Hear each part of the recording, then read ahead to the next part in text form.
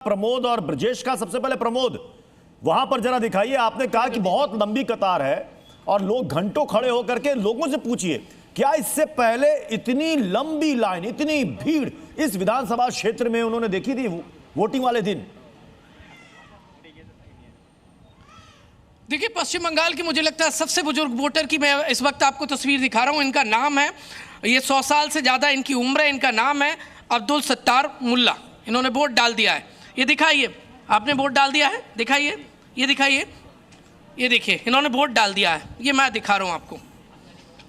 इससे बेहतर तस्वीर क्या होगी? जो जैन जी अब तक नहीं निकले हैं वो समझे कि 100 साल से ज़्यादा उम्र के व्यक्ति ने वोट डाला है। लाठी के सहारे इनके जो पोता है वो लेकर पहुंचे। क्या नाम है आपका?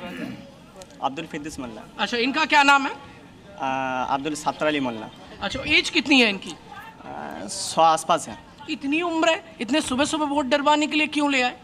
सुबह सुबह धूप आ जाएगा तो माथा के लिए पड़ जाएगा, इसलिए सुबह सुबह आया। वोट डालना जरूरी है। आप अपने मन से लेकर आए कि इन्होंने कहा था वोट डालना है? मन से लेके।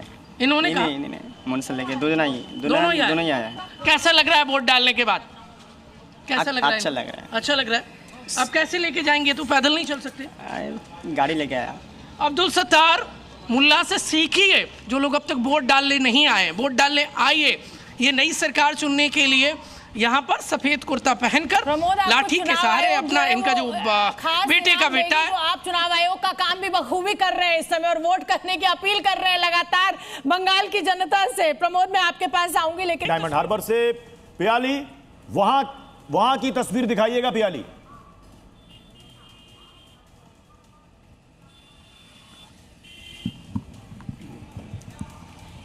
शायद मुझे लग रहा है ऑडियो में कुछ डिले है। देखिए, मैं डायमंड हार्बर में हूँ। आपको पता है कि 2 दिन से ये डायमंड हार्बर इलाका जो है न्यूज के हेडलाइन में है, क्योंकि यहाँ पे तैनात है यूपी की जो आईपीएस ऑफिसर है अजय पाल शर्मा, जो आईपीएस ऑफिसर ऑब्जर्वर है। उनका ड्यूटी है फौलता और डायमंड हार्बर असेंबली कंस्टिट्यूंसी में। जो डायमंड हार्बर अभिषेक बैनर्जी का एमपी जो है यहाँ से है, और यहाँ पे जो है टीएमसी का काफी जो स्ट्रॉन्ग होल्ड है। और कई बार देखा गया है कि इलेक्शन के दौरान यहाँ पे घटनाएं घटा है, तो काफी सेंसिटिव इलाका है। आपको पहले ये तस्वीरें दिखा दे। ये जो कैंप आप देख पा रहे हैं, इसके अंदर अभी अजय पाल शर्मा वो है, उनके साथ आईजी सीआरपीएफ है और सीआरपीएफ के काफी तादाद में जो फोर्स है यहाँ पे है। कुछ देर पहले हम लोगों ने देखा कि मैसिव जो फोर्स डिप्लॉयमेंट इस जिला में हुआ है, स्पेशली फौलता, डायमंड हार्बर, ये सारे जो असेंबली सीट्स है वहां पे 3 जो बसेस एकदम भर के रैपिड एक्शन फोर्स का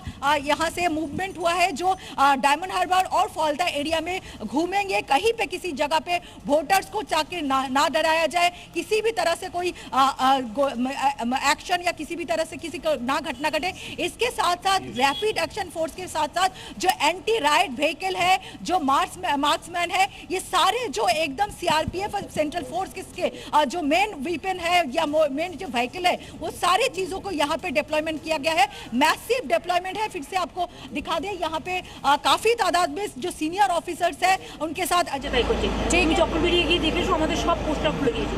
সব এইভাবে ভোট তো মানুষ দেবে, পুলিশ দেবে না, সিকিউরিটিও দেবে না।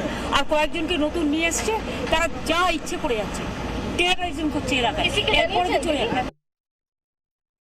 ममता बनर्जी को भी हमने आपको सुनवाया। देखिए, बूथ बूथ ममता बनर्जी इस समय पहुंच रही हैं, शुभेंदु अधिकारी भी बूथ बूथ पहुंच रहे हैं। तमाम जो उम्मीदवार हैं वो इस समय बूथ पर पहुंचते हैं, चेकिंग होती है बाकायदा कि साहब मतदान ठीक से चल रहा है, कहीं उनके कार्यकर्ताओं को रोका तो नहीं जा रहा है। तो तमाम पॉलिटिकल पार्टियां अपना हर संभव प्रयास भी करती हैं। हमारे साथ 2 पॉलिटिकल गेस्ट जुड़ गए हैं, विजय शर्मा जी बीजेपी से और हमारे साथ नीरज मिश्रा जी कांग्रेस से जुड़ गए हैं।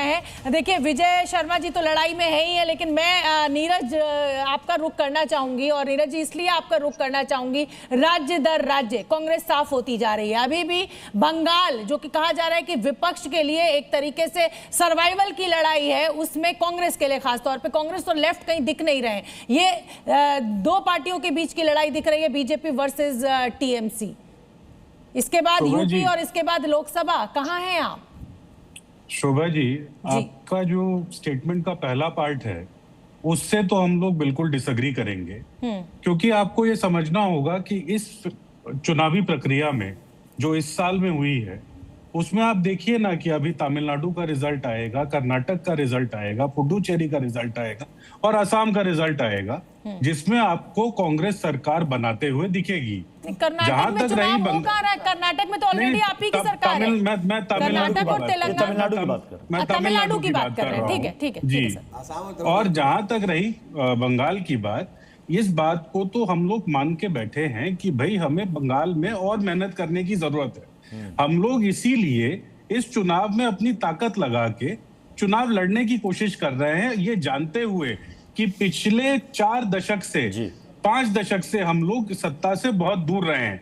लेकिन बंगाल की जनता ये बात भी समझती है, क्योंकि कांग्रेस के शासन में, चाहे केंद्र में चाहे जब प्रदेश में रही, तो बंगाल की जो आर्थिक स्थिति थी, जो सामाजिक स्थिति थी, वो बहुत अच्छी थी।